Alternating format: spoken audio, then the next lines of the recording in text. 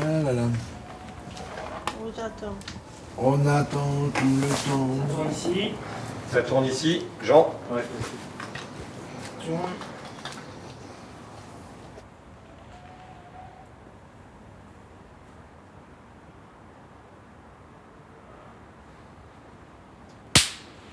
Super. Ok, Quand vous voulez. ça tourne.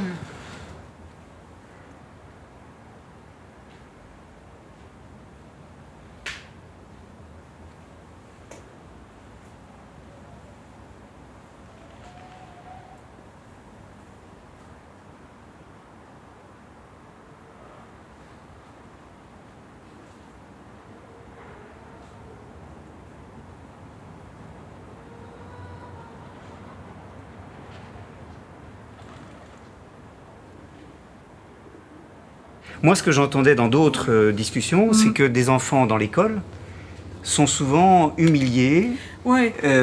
ont honte, ne sont pas aidés, et donc ils vont dans l'enseignement spécial parce qu'ils ont l'impression que c'est seulement là qu'ils pourront être acceptés. Ouais. À Charleroi, il y avait une enfant qui était là, et puis sa maman est arrivée, et les enfants, ils ont commencé à dire « Ah, tiens, voilà la maman de la pouilleuse ».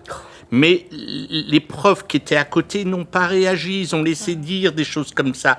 Et donc tous les enfants de sa classe la traitaient, l'insultaient. Comment vous voulez que cette gosse, elle puisse continuer à apprendre quand on la traite elle, mais quand on traite ses parents? Donc si on insulte les parents, la gosse, elle peut pas apprendre. Il faudrait que les profs ils soient formés à pouvoir rencontrer des personnes en difficulté. Ouais. Je me rappelle une université populaire avec A.T. Descarmonde sur la question de l'alimentation. Ça se terminait par une grande discussion à Marché-nos-Ponts avec des familles qui avaient participé. Et une famille me disait, à la fin de l'année, il y a la photo de classe. Et on interdisait à un enfant d'être sur la photo de classe parce que ses parents n'étaient pas en ordre de paiement des repas scolaires, quoi. Et ce genre d'humiliation, évidemment, ça marque l'enfant, quoi. Et ça fait peur et ça fait fuir. Et c'est vrai que, Marc, comme tu dis, je crois qu'au minimum, on peut attendre des enseignants et des enseignantes qu'ils soient formés à éviter ce genre d'humiliation, quoi. Oui, mais ça va même jusqu'aux excursions, hein. Ouais. Alors que ça fait partie normalement de l'éducation de l'enfant, puisque c'est important, les excursions, c'est des découvertes. Et du fait que les parents n'ont pas d'argent, donc on l'empêche d'y aller. Donc toute la classe se dit, toi tu vas pas, donc il voit tous ses copains partir et pas lui. Donc ça le frustre, il est malheureux, quoi. Puis c'est une perte abominable, quoi, dans l'éducation.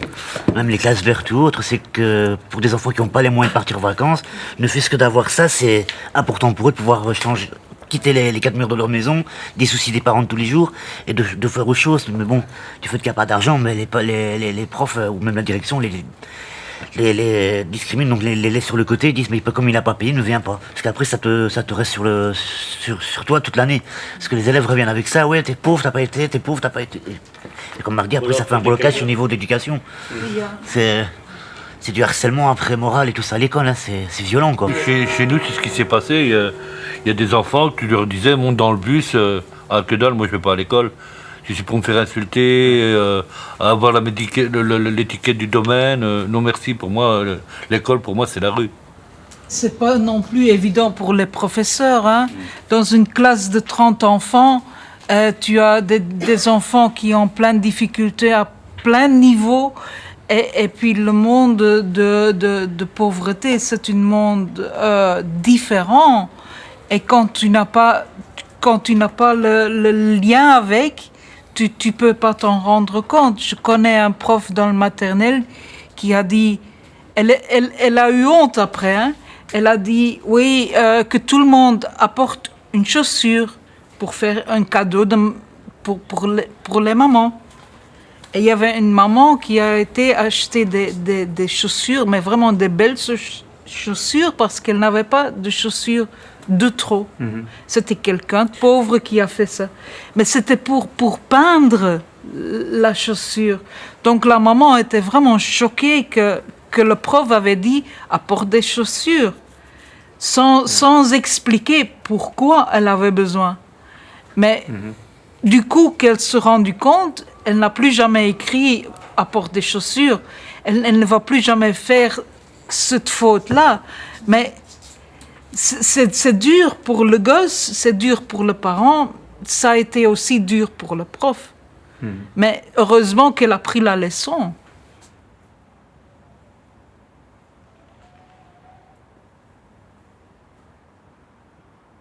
L'accès à un logement est très compliqué pour les personnes en difficulté financière parce que selon la source des revenus dont on dispose, les propriétaires refusent ou non d'accueillir des personnes comme locataires.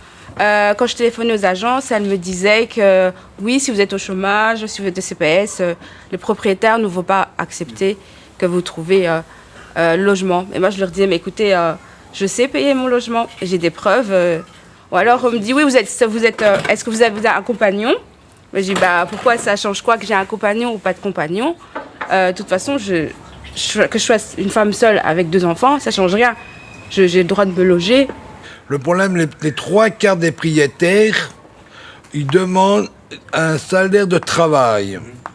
Parce qu'ils n'acceptent pas le CPAS, n'acceptent pas les personnes en vierge noire, la mutuelle et le chômage. C'est directement l'étiquette et on est catalogué, quoi. Du coup, pas de CPS parce que voilà, oulala, mon loyer sera pas payé, ma maison va être détruite, alors que c'est pas le cas partout.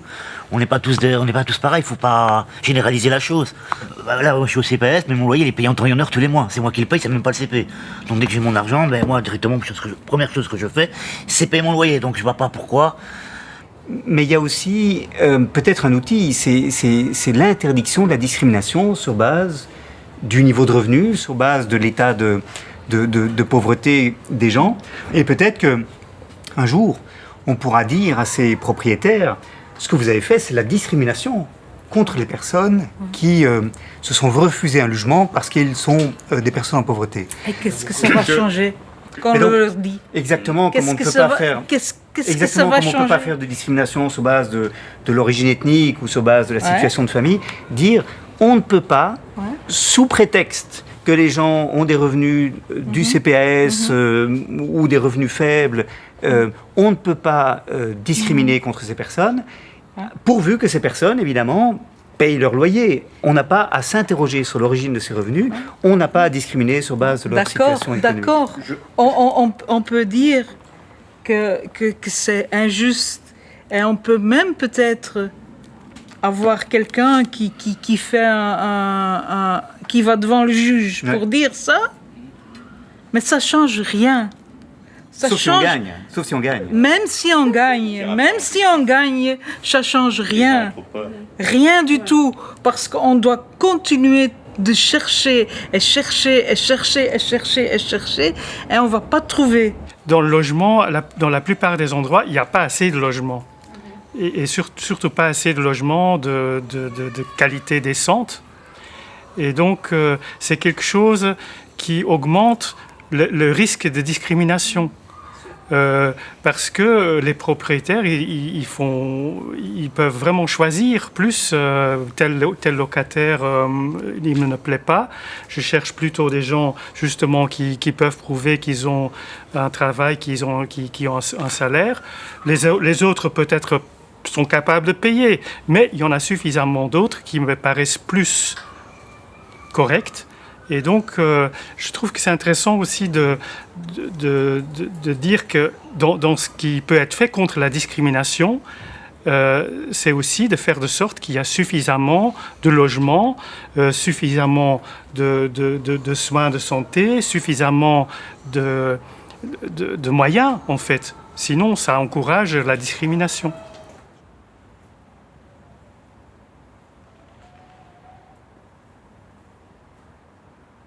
Je suis allé aux urgences parce que j'ai pas les moyens d'avoir un médecin traitant.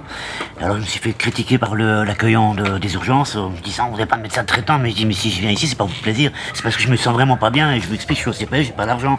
Finalement le médecin m'a pris, je lui ai expliqué le cas au médecin parce qu'il s'avérait que j'avais une pneumonie avec une infection du poumon droit, donc j'étais hospitalisé pendant une semaine. Mais j'ai expliqué au docteur, il se prend pour qui celui de l'accueil là, Il m'a engueulé dessus en disant que je devais voir mon médecin traitant alors qu'il voyait bien que j'étais pas bien du tout, quoi. Finalement, il a été le trouver, lui a dit qu'il fallait pas qu'il recommence, quoi. Et en plus, c'était pas la première fois lui qui s'attaquait aux gens comme ça. Mais pour dire, quoi, et puis tu dis ça devant tout le monde, il y a des gens à l'accueil, enfin, je veux dire, à la salle d'attente qui entendent ça, quoi. Donc t'es obligé d'expliquer carrément ta vie privée, de dire que t'es au CPS et de le dire tout haut, c'est pas très discret, quoi. Puis les gens te regardent, quoi. Quand t'es dans la salle d'attente, c'est horrible. Moi, ma femme, elle a été une fois hospitalisée, on l'a acheté à 3h du matin, on m'a téléphoné, on l'a mis dehors en pyjama. J'ai dû aller la rechercher en scooter, j'ai dû lui passer mon t-shirt, j'ai roulé à torse nu. Et se disant qu'elle avait rien du tout, qu'elle prenait un lit pour une patiente, et on l'a mis dehors comme ça, comme un vulgaire déchet. J'étais pas bien, j'étais mal, et voilà, moi je trouve ça pas normal qu'on agit comme ça avec des gens. Quand vous êtes pas bien, on doit être soigné. Chacun a droit à être soigné. Quelquefois, il y a des gens comme Manu, il y a eu la blague, ils ont peur de se faire juger. Parce que, je ne vais pas être méchant, les docteurs vous jugent sur votre physique, sur votre habillement, ils vous regardent de la tête aux pieds, comme une bête curieuse. Et vous jugez là sur ça. On n'a pas demandé, hein. Sur cette peur d'être jugé, aussi de sentir que...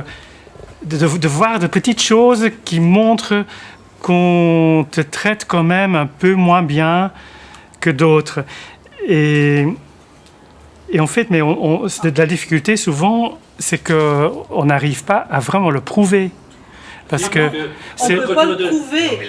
Attendez, parce que... Quand tu en parles devant les autres, tu ne peux pas le prouver. C'est une impression, David, il dit quand je vais à l'hôpital, je ne suis pas bien vu, je suis jugé. Mais comment tu vas le montrer aux autres que tu es jugé ?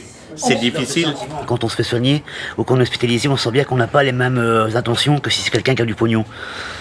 Parce qu'on le sent, je sais pas, enfin moi je le sens souvent quand on voit les soins qu'on nous fait par rapport au côté, on leur sourit, et puis on le prend comme voilà, c'est juste sur la suite et on se barre, quoi. On sent bien que bon, il a pas les moyens, on va pas faire des dépenses inutiles, voilà. On te fait même des fois attendre plus longtemps qu'un autre, alors que tu souffres réellement, quoi. Puis quand le diagnostic tombe, voilà. Et du coup, ouais, on m'a fait attendre, mais vous avez vu.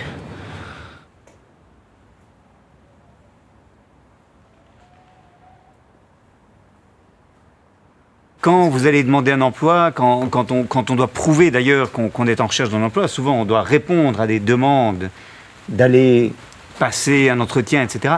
Et ce qui serait intéressant, c'est de recueillir aussi vos expériences de travailler avec des employeurs privés, comment ils vous reçoivent. C'est le premier problème, c'est quand le patron vous dit vous venez d'où et que vous dites je viens de Matadi ou je viens de... là c'est sûr que il y a même des gens qui disent nous on veut pas dire d'où on vient. Parce que si on dit d'où on vient, on a l'expérience, ce ne sera jamais pris. Et le deuxième problème, c'est que beaucoup de jeunes, c'est un diplôme d'enseignement spécial qu'ils ont.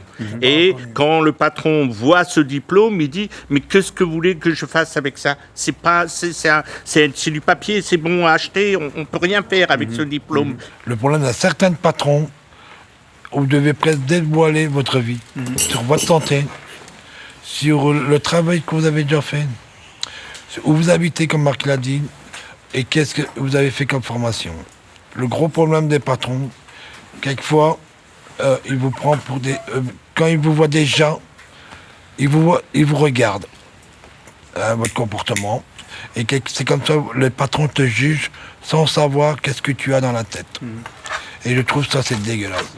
Il y a un point que Marc a évoqué, sur lequel j'aimerais qu'on revienne. Il a dit... parfois, quand on révèle le quartier où l'on habite, les employeurs tout de suite refusent d'aller plus loin et leur jugement est fait. Est-ce que c'est parce que... Parce qu'il y a beaucoup de blabla sur la quelle est la raison? c'est beaucoup de blabla qui a été dit sur la région. Donc ça arrive aux oreilles des patrons et le patron se dit tu sors d'où toi? Mais attends, Johan, c'est quoi le blabla? Ça veut dire que tellement que les gens, les journalistes et tout ça qui sont venus traîner dans les domaines ont vu la face noire du quartier, comme ils entendaient parler de violence, d'incendie, des enfants qui foutent rien. C'est la réputation, quoi.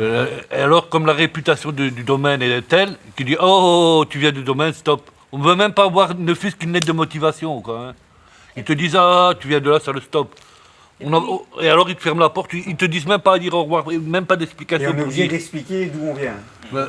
Au moment où tu veux sortir, ne fût-ce que tu dis d'où tu viens, ils veulent même plus t'écouter.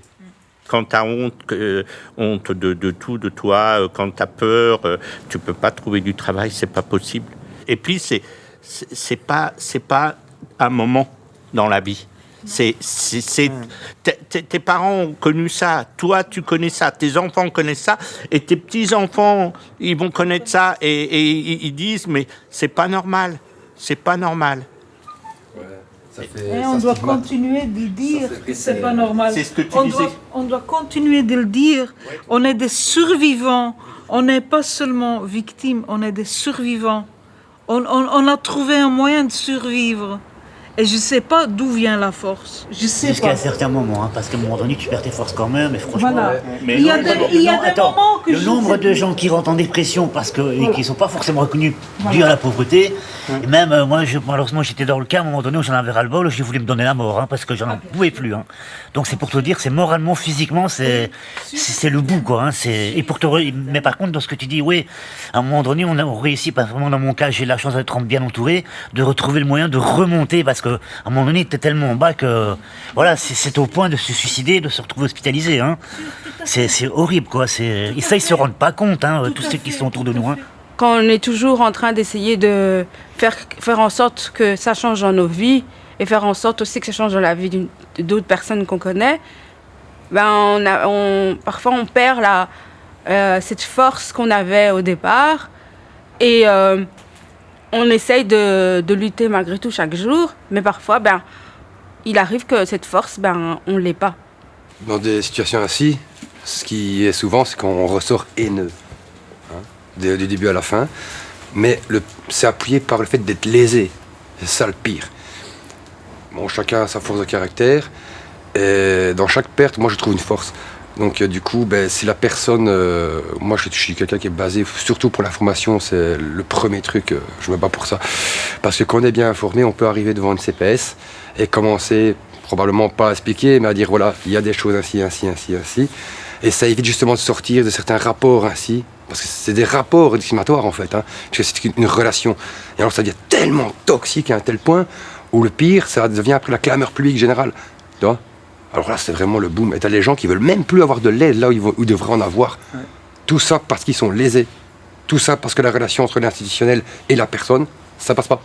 On ne voit pas la responsabilité de la société, on ne voit pas la responsabilité que la communauté peut avoir, on ne voit plus.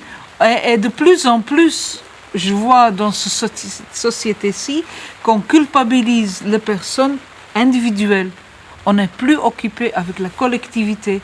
Et ça, c'est un très grand problème. Parce qu'on se retrouve toujours tout seul. Et ça, c'est la force de ATD aussi, je trouve. C'est qu'on peut se réunir et qu'on peut entendre que autant moi que quelqu'un de Bruxelles, que quelqu'un de Charleroi, on a tous des problèmes. On peut voir qu'il y a partout les mêmes bases, les mêmes fondamentaux problèmes, c'est la pauvreté. Mais je voulais revenir sur quelque chose qu'a dit Larissa et plusieurs d'entre vous.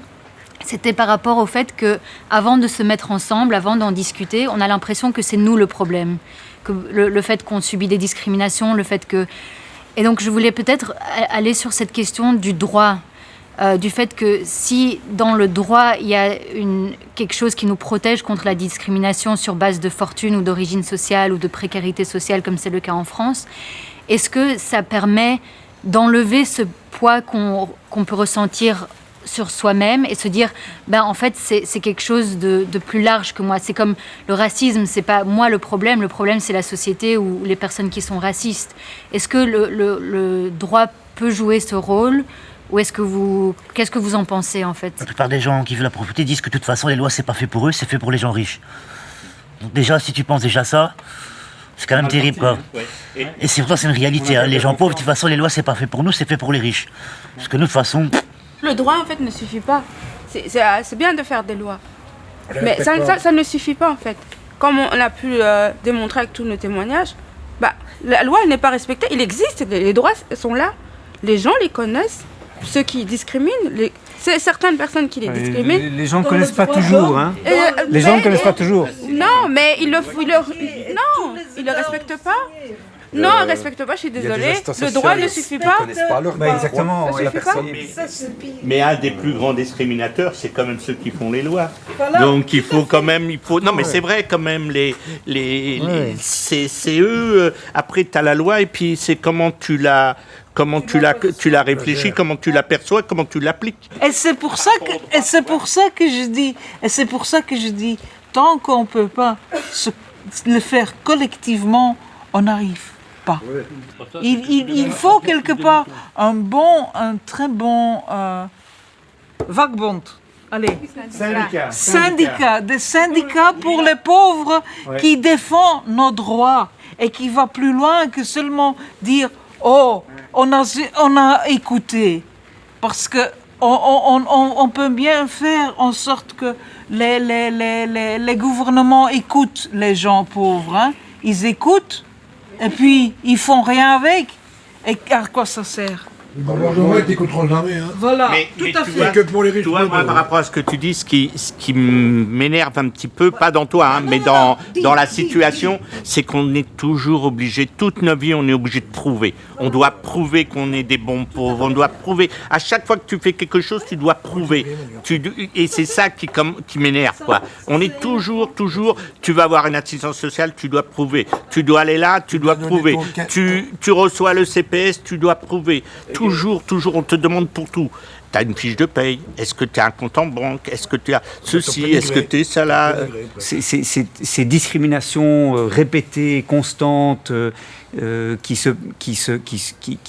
pendant des années sont infligées, est-ce que c'est compensé par le fait qu'on arrive à construire des trucs ensemble et à se soutenir mutuellement? Parce que c'est quand même super important pour vous qui êtes en lien avec ATD, c'est quand même très important, mais beaucoup n'ont même pas ça. Hein? Oui. Si on n'a pas les moments d'ATD, comment vous, comme autant universitaire, comment voulez-vous connaître l'histoire? Parce que nous, on trouve une force en nous. Pas nécessairement pour faire mieux pour... Allez, moi je le fais, pas nécessairement pour faire ma vie meilleure, je le fais pour mes petits-enfants que je peut-être va avoir. Et le fait d'être reconnu, pour moi c'est très important. Le fait que je peux raconter ce que je ressens, même si c'est pas tout à fait apte, même si c'est pas tout à fait bien, même si je fais des erreurs. Tout le monde fait des erreurs, hein? Mais pour moi, c'est très important. Et je le fais pour les enfants de mes arrière-enfants.